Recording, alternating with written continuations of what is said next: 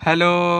आज मैं आप लोगों को कार के फंक्शन के बारे में बताऊंगा कि कार को चलाने से पहले हम लोग को क्या क्या याद रहना चाहिए और कैसे याद रखना चाहिए। तो सबसे पहले हम लोग नीचे के सिस्टम पे आते हैं। देखिए, राइट हैंड से ए, बी और ये सी चलता है। सबसे पहले एक्सीलेटर आता है, बीच में ब्रेक आता है, लेफ़्ट में क्लच होता है। 3 सिस्टम बने हुए हैं, राइट का, बीच का, लेफ़्ट का। ठीक है। अब 3 सिस्टम में 2 पैर है हमारे पास, एक राइट वाला है, एक लेफ़्ट वाला है।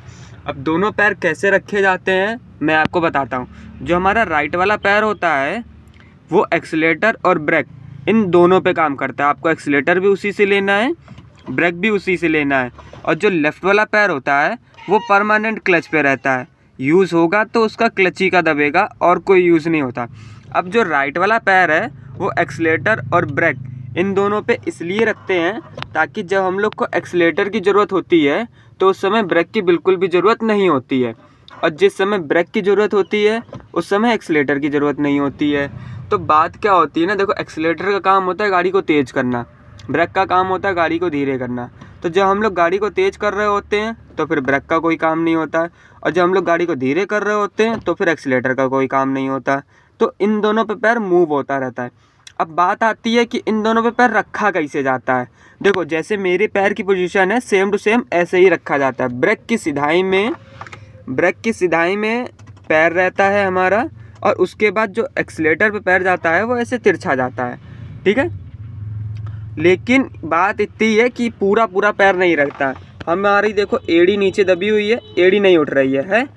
एड़ी नहीं उठनी चाहिए दोनों के बीच में। अब काफ़ी लोग क्या करते हैं, ऊपर से पैर रखते हैं, तो जिसकी वजह से उनसे बहुत तेज़ी से ब्रेक दबती है या फिर बहुत तेज़ी से एक्सीलेटर दबता है। इन दोनों के पैर में नॉर्मल होना चाहिए।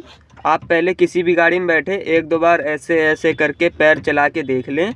फिर उसके बाद क्या होता है, ये क्लच पे हम लोग आते हैं। क्लच का पैर हमेशा सीधा रहता है, और क्लच का पैर भी एड़ी से उठता नहीं है। क्लच का पैर भी एड़ी से कभी उठता नहीं है। क्लच दबेगा, क्लच रिलीज़ होगा, क्लच दबेगा, फिर क्लच रिलीज़ होगा। 2-3 बार ऐसे करके देख ज़रूर लीजिएगा, तब उसके बाद गाड़ी अपनी चलाइएगा। अब बात क्या है, काफ़ी लोग करते क्या हैं कि क्लच का पैर उठा के रखते हैं। देखो, होता तो ये एक तरीके से गलत है, क्लच का पैर उठा के नहीं रखना चाहिए। लेकिन अगर आपको कंफर्ट लग रहा है और आप इसमें तेज़ काम कर पा रहे हैं तो कोई दिक्कत भी नहीं है कि आप क्लच उठा के रखो और फिर हटाओ, उसमें भी कोई दिक्कत नहीं। लेकिन जो सही नियम है वो ये है कि आपकी एड़ी नहीं उठनी चाहिए किसी भी समय। देखो, एड़ी जैसे मेरी भी देखो एड़ी सटी हुई है, अब दबाया तब भी एड़ी सटी हुई है, अब छोड़ा तब भी एड़ी सटी हुई है। एड़ी भी आगे पीछे मूव हो रही है। ये देखो ना, पैर मेरा बिल्कुल भी हिल नहीं रहा है। ओके, ये हो गई क्लच की बात। एक्सीलेटर ब्रेक मैंने आपको बता दिया था। अब उसके बाद हम लोग बात करते हैं गियर पे। ठीक है। अब इसके बाद बात करते हैं गियर पे। गियर पे क्या है, देखो, ये जो बीच वाली रो होती है ये ऑल टोटल न्यूट्रल होती है। Neutral in the sense car में कोई भी गियर नहीं लगी होती है। ठीक है। अब क्या है, ये बीच वाली टोटल रो न्यूट्रल होती है।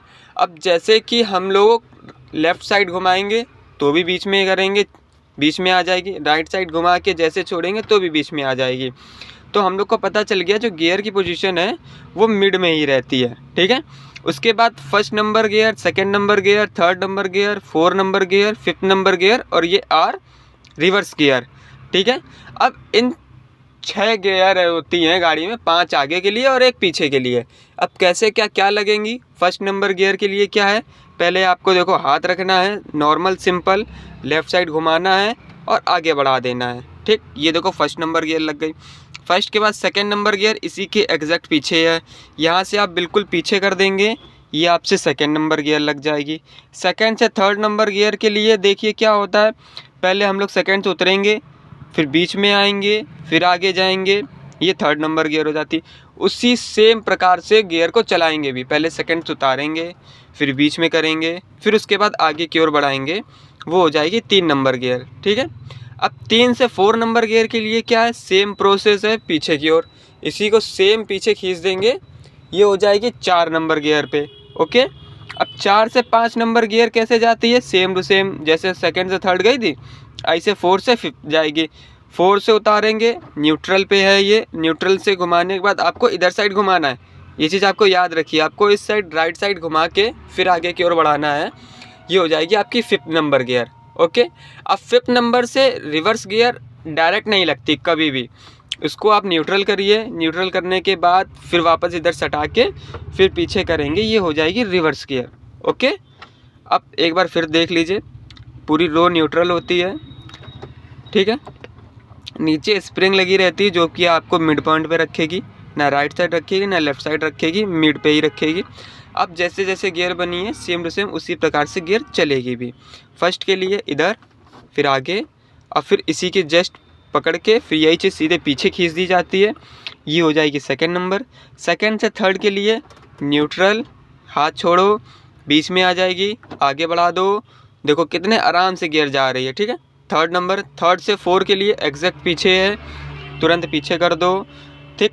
4th से 5th के लिए न्यूट्रल और फिर आगे, न्यूट्रल करा, राइट साइड खींचा और आगे कर दो, ये 5th नंबर गियर हो गई, ठीक।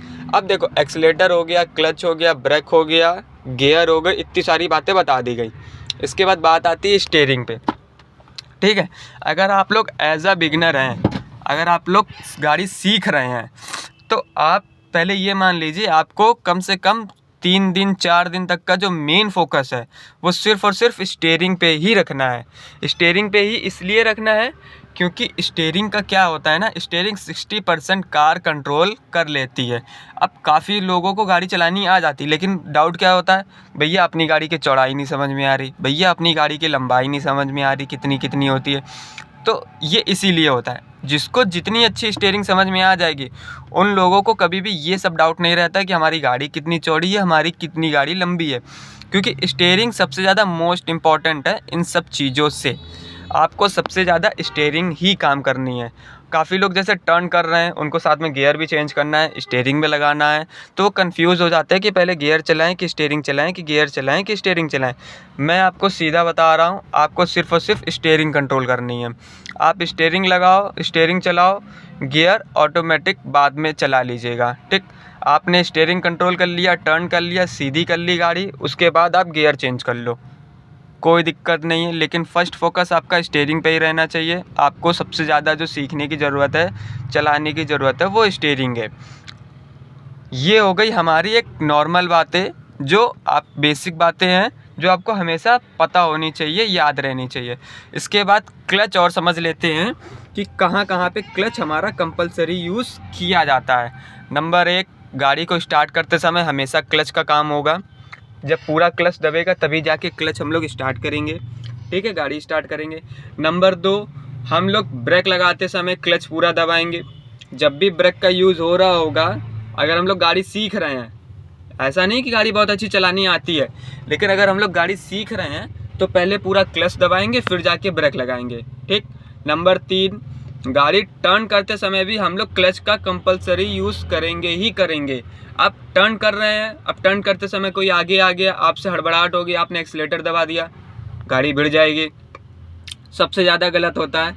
तो आपको क्या करना है, जब तक अपनी गाड़ी टर्न हो रही तब तक क्लच प्रेस करके रखना है। वो बात अलग है कि टर्न करते समय गाड़ी खड़ी हो रही है, रुक गई है, तो आपको धीरे से क्लच छोड़ना है, गाड़ी थोड़ी सी और आगे बढ़ जाए।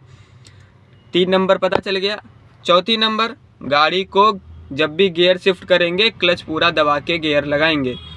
कभी भी क्लच हाफ नहीं दबेगा, क्लच पूरा दबेगा। हाफ क्लच का काम कभी भी नहीं होता है गाड़ी में।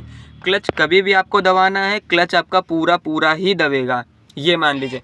क्लच हम लोग दबा एक झटके में सकते हैं, जैसे आपने ऐसे पकड़ के ऐसे तुरंत दबा दिया झटके से, ठीक।